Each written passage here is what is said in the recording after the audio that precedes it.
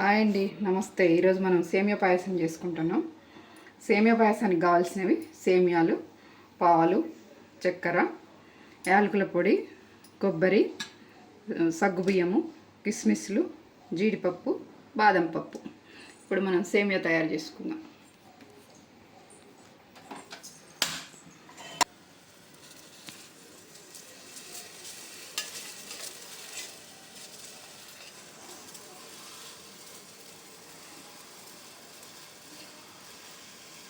మనం ఫస్ట్ ఒక బాండీ పెట్టుకొని అందులో నెయ్యి వేసుకొని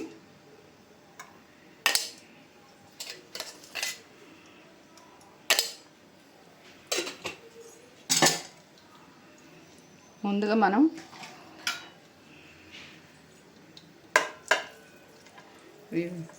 నెయ్యి కరిగాక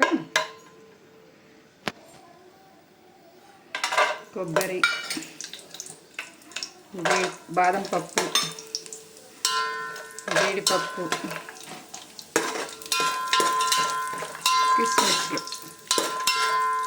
దోరగా వేపుకోవాలి.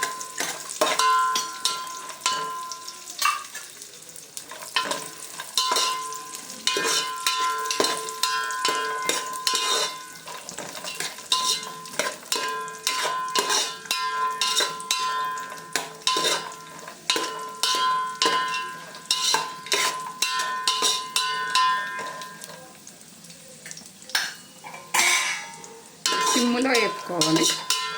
అయిపోయినాయి.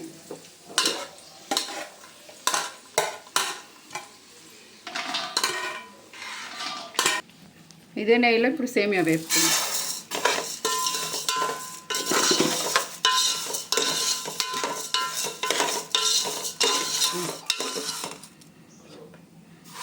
ఇప్పుడు ఈ సేమియాని సన్న మంట మీద మంచిగా వేపుకోవాలి.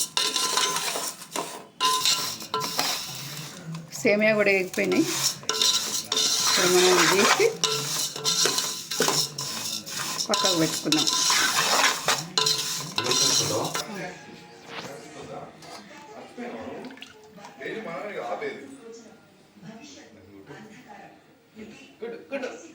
ఇప్పుడు సేమియా తయారు చేసుకుందాం.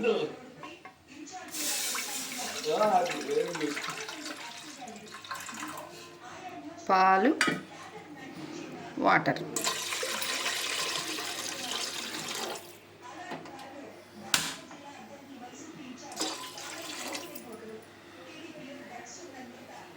వేసి మరగబెట్టుకుందాం.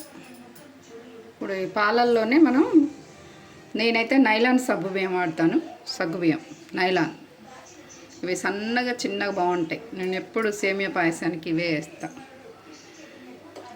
ఇప్పుడు పాలు తెరిలినాయి, సేమియా వేసుకున్నాం.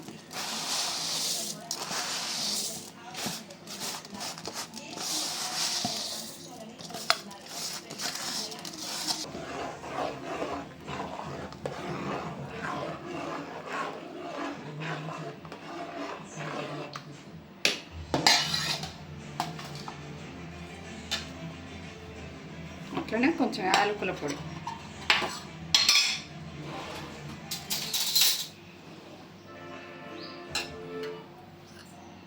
కొంచెం యాలకుల పొడి వేస్తాం.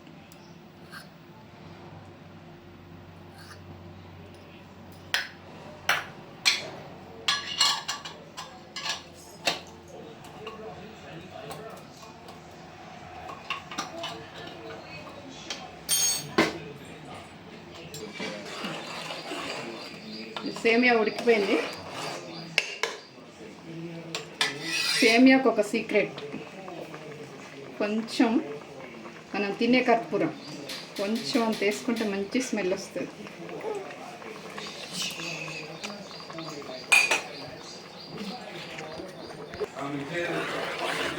సేమియా ఉడికింది. ఇప్పుడు షుగర్ వేసుకున్నాం. అంటే కొందరు పాలల్లో వేసుకుంటారు, కొందరు సేమియా ఉడికినాక వేసుకుంటారు. ఇక ఎవరు చేసే విధానాన్ని బట్టి వాళ్ళు వేసుకుంటారు. నేనైతే ఇలా వేస్తాను, సేమియా ఉడికినాక వేస్తాను. అప్పుడు తొందరగా పీల్చుకుంటుంది.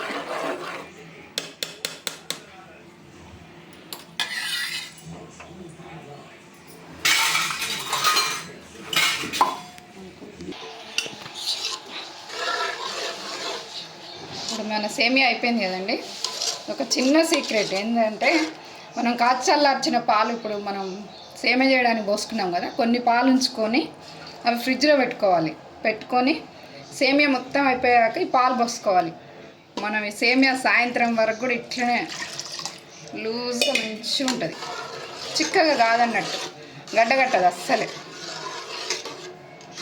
అంటే మెత్తగా మనం అంటే సేమియా మొత్తం ఆరినాక కొంచెం ముద్దలాగా అవుతుంది కదా, ఇప్పుడు అట్లా ముద్దలాగా కాదన్నట్టు ఇట్లనే ఉంటుంది ఇక ఈవినింగ్ వరకు కూడా. ఇప్పుడు చివరిగా మనం వేపు పెట్టుకున్నటువంటి జీడిపప్పు, బాదం పప్పు, కిస్మిస్లు ఇవి వేసుకుందాం, కొబ్బరి.